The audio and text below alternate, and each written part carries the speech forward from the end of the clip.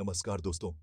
आज हम बात करेंगे टाटा ग्रुप के जूडियो ब्रांड की, जो इतनी तेजी से फेमस कैसे हुआ। आप में से बहुत से लोग सोच रहे होंगे कि यार, ये जूडियो है क्या चीज। अरे भाई, जूडियो वो ब्रांड है जो आजकल हर जगह दिख रहा है, जहां से आप सस्ते और अच्छे कपड़े खरीद सकते हैं। लेकिन जूडियो की कामयाबी का राज क्या है? क्या रतन टाटा जी ने कोई जादू कर दिया? इस वीडियो को पूरा देखो, क्योंकि इसमें हम बताएंगे कि रतन टाटा जी ने कौन सा तरीका अपनाया है जिससे जूडियो इतना फेमस हुआ। तो भाई, तैयार हो जाओ जूडियो की कहानी जानने के लिए। और हां, वीडियो को लाइक और शेयर करना मत भूलना। दोस्तों, सबसे पहले तो यह समझते हैं कि जूडियो ब्रांड को शुरू करने का आइडिया क्या था। जूडियो का मकसद था कि हर किसी को फैशन का आनंद मिले, चाहे वो किसी भी आर्थिक स्थिति से हो। देखो यार, हमारे देश में दो तरह के लोग रहते हैं। एक वो जो बड़े शहरों में रहते हैं और महंगे कपड़ों पर बहुत पैसे खर्च करते हैं और फैशन के लिए किसी भी कीमत पर समझौता नहीं करते। और दूसरे वो जो छोटे शहरों और कस्बों में रहते हैं, जहां महंगे कपड़े खरीदना थोड़ा मुश्किल होता है।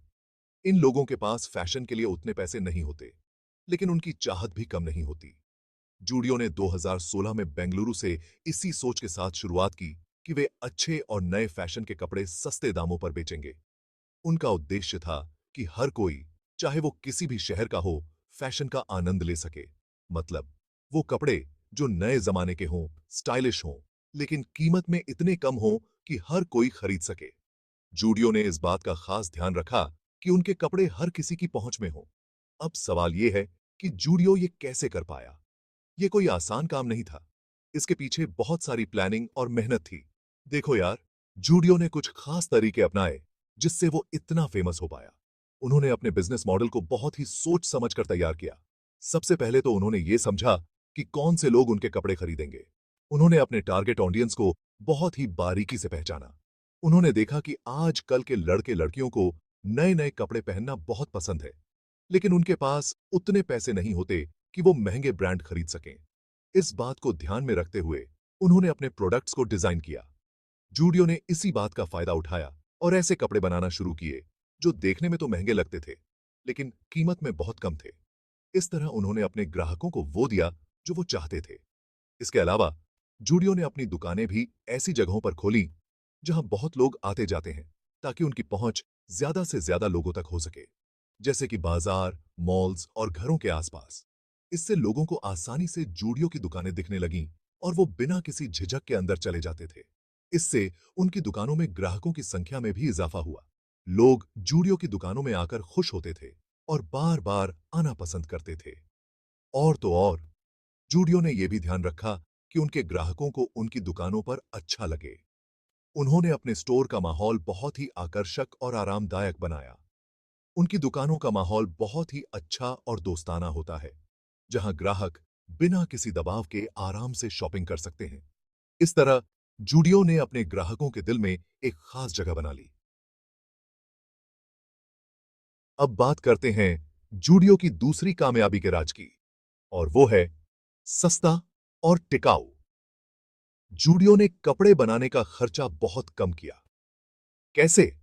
अरे भाई, जादू से नहीं, अक्लमंदी से। सबसे पहले उन्होंने डिजाइनिंग पर कम खर्चा किया। वो ज्यादातर सिंपल डिजाइन और नए जमाने की चीजें बेचते थे, जिनमें ज्यादा मेहनत नहीं लगती। दूसरा, उन्होंने बहुत सारे कपड़े एक साथ बनवाए। मतलब, एक ही डिजाइन के हजारों पीस बनवाए, जिससे खर्चा अपने आप कम हो गया। तीसरा, उन्होंने बीच के लोगों को हटा दिया, सीधे फैक्ट्री से माल मंगवाया और अपनी दुकानों पर पहुंचा दिया।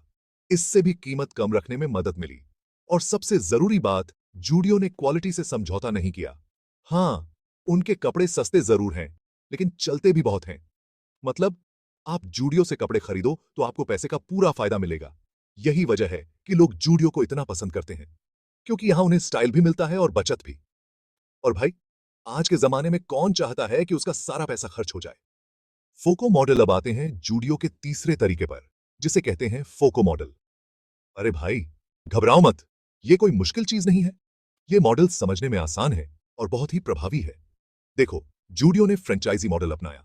इसका मतलब है कि उन्होंने खुद की दुकानें खोलने की बजाय लोगों को फ्रेंचाइजी दी। मतलब, उन्हें खुद की दुकानें खोलने की बजाय लोगों को फ्रेंचाइजी दी।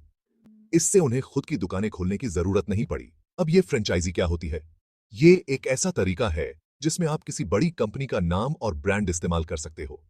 मान लो आप एक बिजनेस शुरू करना चाहते हो, लेकिन आपके पास ज्यादा पैसे नहीं हैं, तो आप किसी बड़ी कंपनी की फ्रेंचाइजी ले सकते हो। इसमें होता क्या है कि वो कंपनी आपको अपना नाम, अपना ब्रांड और अपने प्रोडक्ट्स बेचने का हक क्यों देती है? इसमें होता क्या है कि वो कंपनी आपको अपना नाम, अपना ब्रांड और अपने प्रोडक्ट्स बेचने का हक क्यों देती है? आपको एक दुकान खोलनी होती है और उनके हिसाब से बिजनेस चलाना होता है। जूडियो ने भी यही किया। उन्होंने लोगों को फ्रेंचाइजी दी और बदले में उनसे कुछ पैसे लिए। इससे जूडियो को दो फायदे हुए। पहला, उन्हें खुद की दुकानें खोलने के लिए ज्यादा पैसे नहीं लगाने पड़े, और दूसरा, उन्हें ऐसे लोग मिले जो बिजनेस चलाना जानते थे और अपने इलाके के बारे में अच्छी तरह से जानते थे। इससे जूडियो का बिजनेस तेजी से फैल गया और वो कम समय में ही एक बड़ा ब्रांड बन गया।